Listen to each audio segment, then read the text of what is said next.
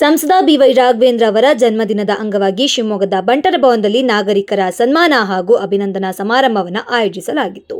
ಕಾರ್ಯಕ್ರಮದಲ್ಲಿ ಭಾಗವಹಿಸಿ ಸಂಸದ ಬಿವೈ ರಾಘವೇಂದ್ರ ಅವರು ನಾಗರಿಕರು, ಅಭಿಮಾನಿಗಳು ಹಾಗೂ ಹಿತೈಷಿಗಳಿಂದ ಅಭಿನಂದನೆ, ಆಶೀರ್ವಾದ ಮತ್ತು ಶುಭ ಹಾರೈಕೆಗಳನ್ನು ಸ್ವೀಕರಿಸಿದರು. ಈ ಸಂದರ್ಭದಲ್ಲಿ ಶಾಸಕರು ಹಾಗೂ ಹಿರಿಯ ನಾಯಕರಾದ ಆರ್ಗ ಜ್ಞಾನೇಂದ್ರ, ಧನಂಜಯ ಸರ್ಜಿ, ಪಕ್ಷದ ಪ್ರಮುಖರು, ಬಂಟರ ಸಂಘದ ಪದಾಧಿಕಾರಿಗಳು ಸೇರಿದಂತೆ ಆತ್ಮೀಯ ಬಂಧು ಮಿತ್ರರು ಉಪಸ್ಥಿತರಿದ್ದು ಸಂಸದರಿಗೆ ಜನ್ಮದಿನ ಶುಭಾಶಯಗಳನ್ನು ಕೋರಿದರು.